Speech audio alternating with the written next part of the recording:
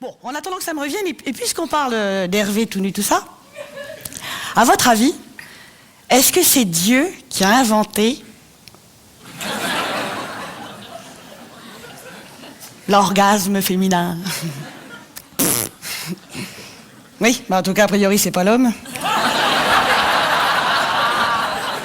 Ça se saurait, hein? Alors, que nous dit la Bible? La Bible nous dit Dieu créa l'homme à son image à partir de la poussière. C'est qu'il nous indique déjà que l'homme descend du mouton. Ok, alors je vais préciser quand même pour les personnes qui n'ont pas ri, on va dire une espèce de gros groupe, qu'il faut passer l'aspirateur pour comprendre la vanne.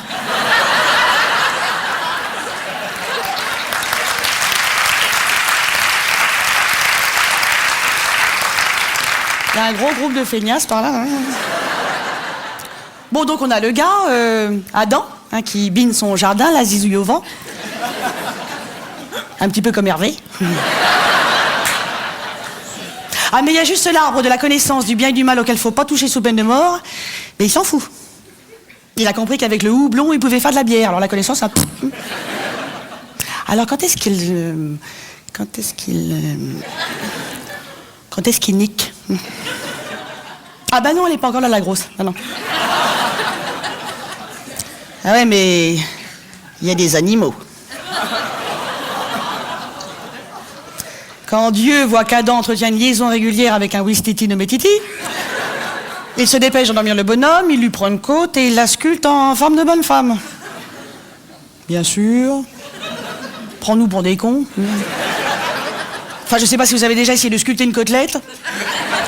Bon, admettons, hein, dans la Bible, tout est possible. Alors là, en sculptant, il s'amuse un petit peu. Hein. Il imagine des trucs. Il lui fait des seins, un petit trou devant avec plein de machins rigolos, un petit trou derrière, et une bouche. C'est peut-être là son erreur.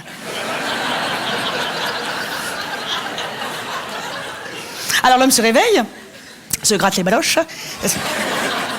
On connaît la bête. Hein. Et il voit la femme. Oh, mais qu'est-ce qu'il se dit en premier? Oh, peut-être regrette-t-il déjà le visage chafouin de Titi Louis Titi. L'homme et la femme étaient nus, mais il n'en avait point honte. Oui, d'accord, mais quand est-ce qu'il nique? Ah, c'est là qu'arrive le serpent. Ouh, ça commence à sentir le cul. Il arrive et puis il fait la nana. Salut. Sache que si tu manges de ce fruit, tu connaîtras le bien et le mal. Dieu vous a menti, vous ne mourrez pas, non, non, non, non. Au pire, vous aurez juste la fiafe. Et il part comme ça en ondulant, voilà. Alors qu'est-ce que vous auriez fait? Bah, connaître le bien et le mal dans la vie, ça peut être utile. Ne serait-ce que pour voter. Et le fruit a l'air délicieux. D'ailleurs, ça m'étonnerait que ce soit une pomme. Ah non, alors si ça avait été moi, ça golden, il aurait pu se la garer dans le cul, mais bon, ça c'est... Ça c'est moi. Oh ben non, moi il aurait fallu que ce soit...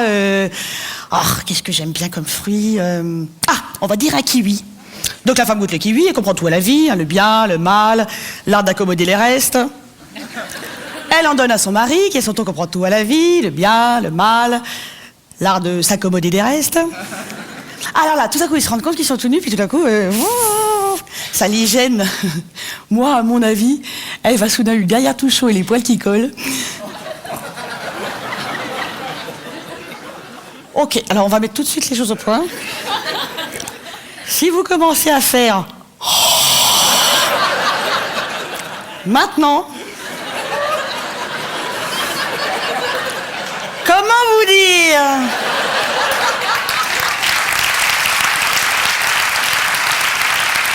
On n'est pas rendu. Parce qu'il y a du lourd après. Bon. Ça va être très sympa cette soirée. Et Adam, whoop. La flamberge turgescente. C'est du bien, un peu de poésie. Hein. Je pense que c'est là que ça nique. Est-ce là le premier orgasme féminin de l'histoire? C'est pas sûr. Je vous rappelle qu'avant Ève, Adam n'était qu'un jardinier zoophile. Voilà, bon, ça c'est fait. Bref, Après avoir fait tant bien que mal l'amour sur la plage, notre couple se fabrique des fringues avec des feuilles de figuier. Dans la Bible, tout est possible. Et c'est là que ça se gâte. Quand Dieu revient, à la fraîcheur du soir, précise le texte, c'est-à-dire à l'heure de l'apéro, et bien évidemment, il comprend tout et puis sa gueule. Donc Adam se prend un coup de flip, il fait dans son froc en figuier. Il dénonce sa meuf, qui dénonce le serpent, qui dénonce le kiwi, ça regueule. Et c'est là où Dieu dit à la femme, tu enfanteras dans la douleur. Et au kiwi, tu auras des poils et tu ressembleras à une couille.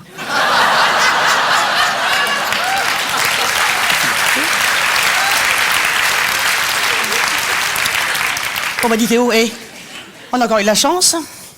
Ça aurait pu être l'inverse. Bon, je sais pas très bien mimer la couille, mais ça peut... L'œil vide. Ah bon? Tu enfanteras dans la douleur, bon, d'accord. Mais est-ce que tu concevras dans la joie? C'est quand même quand Dieu se prend pour Rodin, là, avec sa poussière et sa côte, qui nous a équipés d'accessoires hyper sensibles. Ouais. Encore faut-il que ça serve. Vu le désert affectif et sexuel qu'on traverse parfois, on se demande pourquoi Dieu s'est fait autant en chier. Ève n'a peut-être pas joui, mais moi, elle était pas seule dans sa culotte.